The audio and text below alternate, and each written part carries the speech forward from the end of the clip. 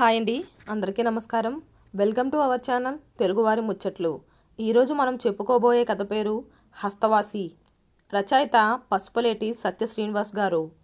వాళ్ళిద్దరూ డాక్టర్లే. అతడి పెదవులపై ఎప్పుడూ చిరునవ్వే. అది చెరగని చిరునవ్వు. రోగులకు నిత్యం ఆహ్లాదాన్ని కలిగించే చిరునవ్వు. ఆ చిరునవ్వే తన రోగులకు సగం రోగాన్ని తగ్గిస్తుందంటాడు భార్యతో అతను. కానీ ఆమె సీరియస్ మనిషి. ఈ మధ్య మరీ సీరియస్గా ఉంటుంది. ఎందుకంటే అప్పుడప్పుడు అతని రూంలోకి వెళుతూ ఉంటుందామె. ఒకసారి ఒక దృశ్యం ఆమె కళ్ళబడింది. ఆమెకు అస్సలు నచ్చని దృశ్యం. ఏమిటది? శ్రీ, ఇంకా ఎంతసేపు? గట్టిగా అరిచింది డాక్టర్ సుమలత గోళ్లకున్న నైల్ పాలిష్ చూసుకుంటూ. ఇదిగో వచ్చేస్తున్నా అన్నాడు డాక్టర్ శ్రీధర్. ఇప్పటికీ అరడజను సార్లు అన్నావు ఇదిగో వస్తున్నా అని. పావుగంట దాటింది. నేను రెడీ అయ్యి.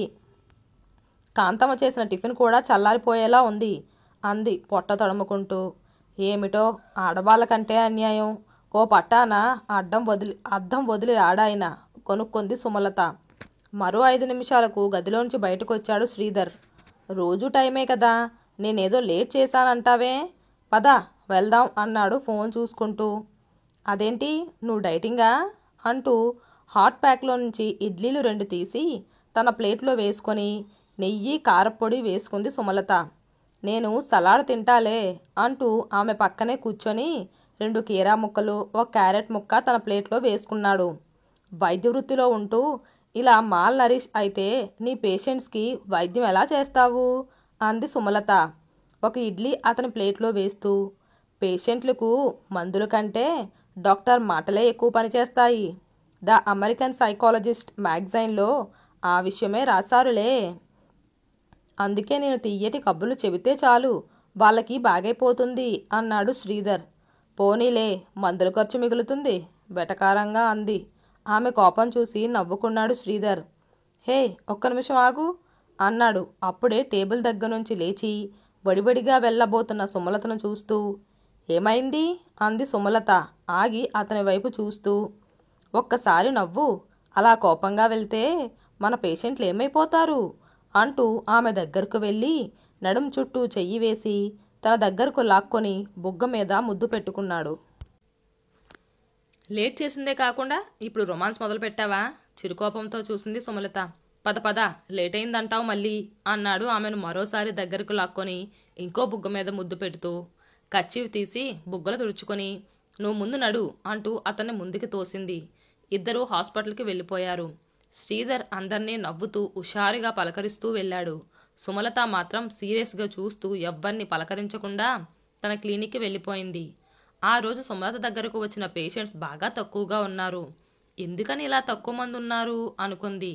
తన దగ్గరకు వచ్చిన వాళ్ళు మాత్రమే తగ్గారా, లేక అందరి దగ్గర పేషెంట్లు తగ్గారా చూద్దామనుకొని లేచి తన గదిలోంచి బయటకొచ్చి తిన్నగా శ్రీధర్ క్లినిక్కి నడిచింది.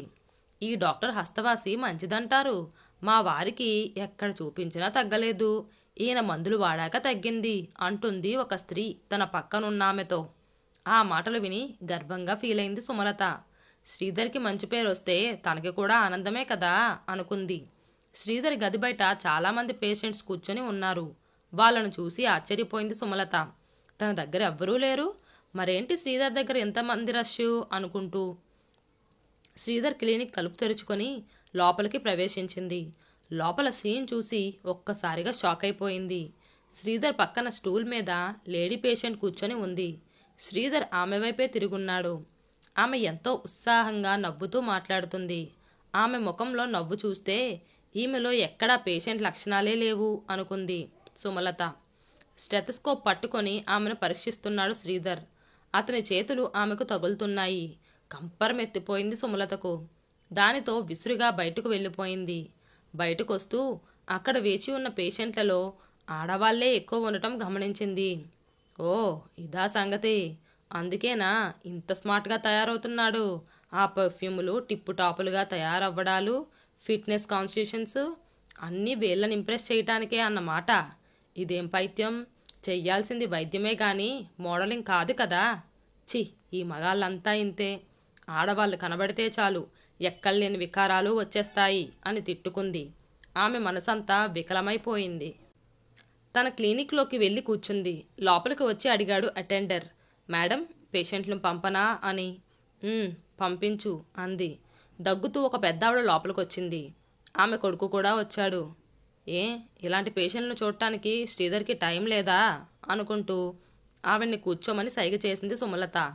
ఆమె సమస్యలు విని ఆమెను టచ్ కూడా చేయకుండా మెడిసిన్స్ రాసి పంపించేసింది. పేషెంట్ ముఖంలో ఎలాంటి ఫీలింగ్ కనిపించలేదు సుమలతకి. నిరాసక్తిగా వెళ్ళింది. ఆమె కొడుకు మాత్రం కాస్త అసంతృప్తిగా కనిపించాడు. తను మంచి మందులు రాసింది. 2 రోజులు మందులు వాడిన తరువాత రమ్మని, తగ్గకపోతే అప్పుడు టెస్ట్ చేద్దామని చెప్పింది. ఇలా మంచితనంతో వైద్యం చేస్తే నచ్చదు ఈ పేషెంట్లకి. సూది మందు పొడిస్తే మంచి మందులు ఇచ్చారు అనుకుంటారు. ఎప్పటికి మారుతారో వీళ్ళు అనుకొని మరో పేషెంట్ కోసం బెల్ల కొట్టింది. అమ్మా, టీ తెచ్చాను, తీసుకుంటారా అన్నాడు అటెండర్ వచ్చి.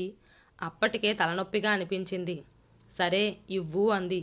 కప్పులో టీ పోసి ఆమె ముందు పెట్టి, సార్ హస్తవాసి చాలా బాగుంటుందని మంచి పేరు వచ్చిందమ్మా. మన హాస్పిటల్లో ఎక్కడెక్కడి నుంచో వస్తున్నారు పేషెంట్లు అన్నాడు అటెండర్. అంది అన్యమనస్కంగా. ఈ హస్తవాసి అంటే డాక్టర్లకి పేషెంట్ల జబ్బులను తగ్గించే గుణమేనా, లేక చేతివాటం అనుకోవాలా? ఏమో, శ్రీధర్ చాలా చిలిపిగా ఉంటాడన్నది మాత్రం తనకి తెలిసిన నిజం. అది తన దగ్గర మాత్రమేనా, లేక అందరు ఆడవాళ్ళ దగ్గర అంతే చిలిపితనం ప్రదర్శిస్తాడా? ఆలోచనలతో పాటే ఆమె తలనొప్పి మరింత పెరిగింది. టీ చేదుగా అనిపించింది. కప్పు పక్కన పెట్టేసి సొరుగులాగి ఒక టాబ్లెట్ తీసి వేసుకొని మంచినీళ్ళు తాగింది. ఏమ్మా, ఒంట్లో బాగాలేదా? సార్ని పిలవనా అన్నాడు అటెండర్. అక్కర్లేదు, నేను కూడా డాక్టర్నే. మీ సార్ కంటే పెద్ద డాక్టర్ని, గోల్డ్ మెడలిస్ట్ని, తెలుసా అంది కోపంగా. వాడు బిక్క చచ్చిపోయి అలాగే నిలబడిపోయాడు. వెళ్ళి తర్వాత ఎవరున్నారో లోపలికి పంపించు అని గద్దించింది. బతుకు జీవిడా అని వెళ్ళిపోయాడు, ముఖం చిన్నబుచ్చుకొని. అప్పుడప్పుడు వస్తున్న పేషెంట్లు ఒక పక్క ఆమె ఆలోచనలను డిస్టర్బ్ చేస్తున్నా, మరో పక్క ఆమె మనసులో మాత్రం నవ్వు ముఖంతో ఉన్న పేషెంటు, స్టెప్ పట్టుకొని ఆమెను పరీక్షిస్తున్న శ్రీధరు మాటిమాటికి సుమలతకు గుర్తుకొస్తున్నారు. రోజు మధ్యాహ్నం లంచ్ కలిసే చేశారు గాని సుమలతకు అతనితో మాట్లాడాలనిపించలేదు. ఏమిటి సుమా, డల్గా ఉన్నావు? వర్క్ మరీ ఎక్కువగా ఉందా అడిగాడు శ్రీధర్. నేనెలా ఉంటే నీకెందుకు? నువ్వు నీ పేషెంట్లతో హాయిగా ఉన్నావు కదా అంది ఉడుక్కుంటూ. హాయా పాడా, వర్క్ లోడ్ తల్లి అన్నాడు శ్రీధర్ లంచ్ మొదలెడుతూ. ఓ అలాగా అని కళ్ళెగరేసింది తను కూడా లంచ్ చేస్తూ. కానీ ఆమెకు సహించలేదు. అలసిపోయినట్లు చెప్తున్నాడు గాని కంచు కాగడా వేసి వెతికినా ముఖంలో ఆనందం తప్ప అలసట కనబడ్డం లేదు. బాగా ఎంజాయ్ చేస్తున్నాడు అని తిట్టుకుంది. కాని మనసులో దిగులనిపించింది. కన్నీటి పొర అడ్డొచ్చి ఆమె కళ్ళు మసకబారాయి. ఈ సమస్యను అధిగమించడం ఎలాగాని ఆలోచిస్తూ అన్యమనస్కంగా లంచ్ ముగించింది. ఆ రోజు నుంచి ప్రతిరోజు ఏదో ఒక సమయంలో సుమలత శ్రీధర్ క్లినిక్కి వెళ్ళి అతని పక్కన కూర్చోవటం, పేషెంట్లతో అతను నవ్వుతూ చనువుగా మాట్లాడడం చూస్తూ ఉంటే ముళ్ళ మీద కూర్చున్నట్టు అనిపించటం, తను విసుగ్గా వచ్చేయటం రొటీన్ అయిపోయింది ఆమెకు. అయితే ఆమె మనసులో జరిగే ఆ అలజడికి తోడు మరో సమస్య వచ్చింది. ఆమెకు వచ్చే పేషెంట్లు తగ్గిపోవడంతో మేనేజింగ్ డైరెక్టర్ ఆమెను పిలిచి మాట్లాడాడు.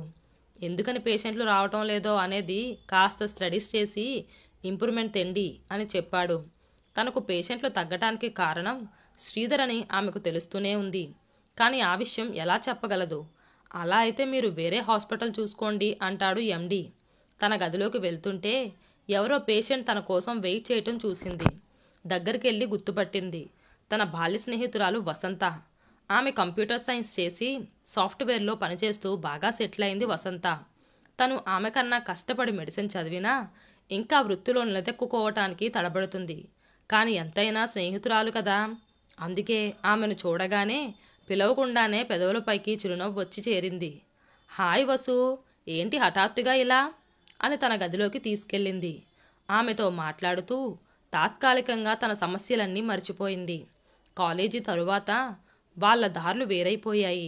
ఫోనుల్లో ఫేస్బుక్కుల్లో తప్ప ప్రత్యక్షంగా కలవటం ఇదే. బాగా ఎగ్జైటెడ్గా గడిచింది 1 గంట. మళ్ళీ తీరుబడిగా కలుద్దాం అనుకున్నారు ఇద్దరు. శ్రీధర్ హస్తవాసి మీద సుమలతకు రోజురోజుకి అనుమానం పెరగసాగింది. మంచి డాక్టరే, వచ్చిన వాళ్ళకి మంచి వైద్యం చేస్తున్నాడు సరే, కానీ ఆడ పేషెంట్లతో ఎందుకు అంత చనువు ప్రదర్శిస్తున్నాడు? ఆమె అనుమానానికి ఆజ్యం పోసేటట్లు లేడీ పేషెంట్ల నుంచే శ్రీధర్ మొబైల్కి మెసేజ్లు ఎక్కువగా రాసాగాయి. ఒకరోజు ఉదయాన్నే మొబైల్లో మెసేజ్ సౌండ్ వచ్చింది. శ్రీధర్ నిద్రపోతున్నాడు. ఈ సమయంలో ఎవరు అనుకుంటూ మొబైల్ ఓపెన్ చేసింది. రహస్యాలు ఉండకూడదనే ఒకరి మొబైల్ పిన్ మరొకరికి చెప్పుకున్నారు. ఈరోజు తప్పక వస్తారని ఆశిస్తున్నాను. మాట ఇచ్చారు, మాట తప్పకూడదు సుమా. నేను హట్ అవుతా మీరు రాకపోతే. లావణ్య అని ఉంది మెసేజ్లో. సుమలత కళ్ళు పెద్దవయ్యాయి. ఆదివారం పూట ఇంత పొద్దున్నే ఏమిటి మెసేజు? కోపం వచ్చింది ఆ లావణ్య మీద. టైం చూస్తే 7:30. ఇక బెడ్ పైన ఉండాలనిపించలేదు. శ్రీధర్ ఫోన్ తీసుకొని హాల్లోకి వెళ్ళింది. ఆ లావణ్య తాలూకు పాత మెసేజ్లు ఏమైనా ఉన్నాయేమో అని చూసింది. 4-5 మెసేజ్లున్నాయి. వాటి భాష చూస్తే శ్రీధర్ పైన అతి చనువు ప్రదర్శిస్తున్నట్లు అనిపించింది. కోపం పెరిగిపోయింది సుమలతకు. అప్పుడే ఆ లావణ్యకు ఫోన్ చేసి చెడామడా దులిపేద్దామా అనుకుంది. కానీ సంస్కారం అడ్డు వచ్చింది. ముఖం చేతుల్లో దాచుకుని గుండెల్లో బాధను కన్నీళ్ల రూపంలో వర్షించింది. గంట తరువాత లేచాడు శ్రీధర్. సుమా సుమా అంటూ ఆమెను వెతుక్కుంటూ వచ్చాడు. హాల్లో సోఫాలో కాళ్ళు ముడుచుకు పడుకున్న సుమలతను చూసి ఇక్కడున్నావా అంటూ పక్కన కూర్చోబోయాడు. కళ్ళు తెరుచుకొని సీలింగ్ వైపు చూస్తున్న సుమలత దిగ్గున లేచి వాష్రూంలోకి వెళ్ళిపోయింది. ప్రవర్తన వింతగా ఉందే అనుకున్నాడు శ్రీధర్. ఏమిటో ఏమి మూడ్ స్వింగ్స్ అనుకొని తన మొబైల్ ఓపెన్ చేశాడు. బ్రష్ చేసుకొని బయటకొచ్చిన సుమలత చేతిలో ఫోన్ చూస్తూ కూర్చున్న శ్రీధర్ని చూసి బాగా తిరుగుతున్నారు జనాలు అన్యపదేశంగా అంటూ కిచెన్లోకి వెళ్ళింది. కాసేపటికి ఒకే కప్పుతో బయటకొచ్చిన ఆమెను చూసి నాకు కాఫీ ఇవ్వవా అన్నాడు. నీకు కాఫీలు ఇవ్వటానికి సేవలు చేయటానికి చాలామంది ఉంటారు అంది రోషంగా. ఏమైంది ఇంత పొద్దున్నే అన్నాడు అనునయంగా. సమాధానం ఇవ్వకుండా బిగుసుకొని కూర్చుంది.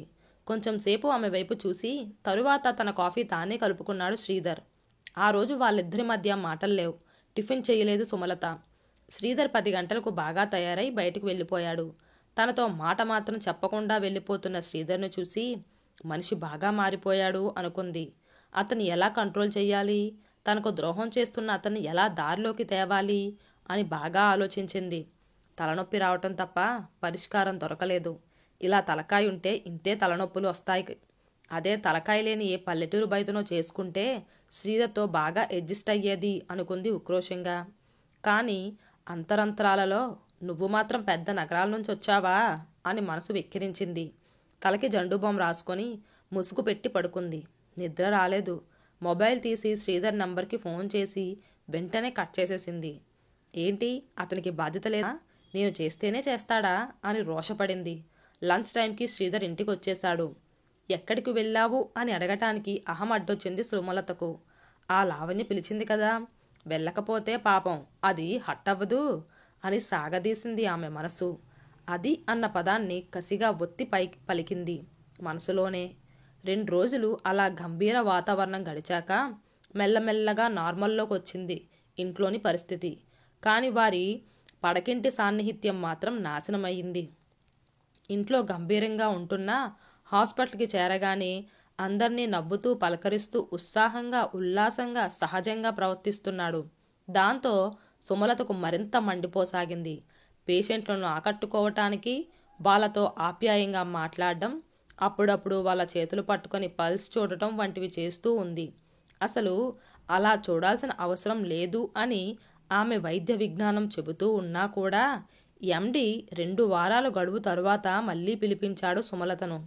ఏమంటాడో అని వెళ్ళిన సుమలత ఆనందం కలిగేలా మీ పేషెంట్ల సంఖ్య పెరుగుతూ ఉంది, కంగ్రాట్స్, అలాగే ఇంప్రూవ్ చెయ్యండి అని ప్రోత్సహించాడు. హమ్మయ్య, రచ్చగలిచాను, ఇప్పుడు ఇంట గెలవాలి అనుకుంది సుమలత ఏదో ఆలోచిస్తూ. ఆ రోజు లంచ్కి కొంచెం ముందు శ్రీధర్కి ఫోన్ చేసింది. ఇంట్లో ఎంత పోట్లాడుకున్నా బయట వాళ్ళకి తెలియకూడదు కదా అన్నట్లు. కలిసే లంచ్ చేస్తున్నారిద్దరూ. హలో సుమా అన్నాడు శ్రీధర్ ఉత్సాహంగా. లంచ్కి వస్తావు కదా అంది సుమలత. అఫ్కోర్స్ అన్నాడు శ్రీధర్. అప్పుడే అతని దగ్గర కూర్చున్న పేషెంట్ తాలూకా కోకిల కంఠం, డాక్టర్ గారు, నా బర్త్డే ఫంక్షన్కి వస్తానని మాట ఇవ్వండి ప్లీజ్ అంటుంది. అంతలో ఫోన్ కట్ అయింది. సుమ కళ్ళు పెద్దవయ్యాయి. ఆ రోజు సాయంత్రం ఇల్లు చేరాక సుమలత చక్కగా తయారై హాల్లో కూర్చుంది. శ్రీధర్ ఎక్కడికైనా వెళ్తే తను కూడా వెంట వెళ్ళాలి అన్నట్లుంది. శ్రీధర్ కూడా ఎక్కడికో వెళ్ళేవాడిలా చక్కగా తయారయ్యాడు. ఏమిటో ఈ మనిషి బాగా మారిపోయాడు అనుకుంది సుమలత కచ్చాగా. శ్రీధర్కి ఫోన్ కాల్స్ వస్తున్నాయి కానీ కట్ చేస్తున్నాడు.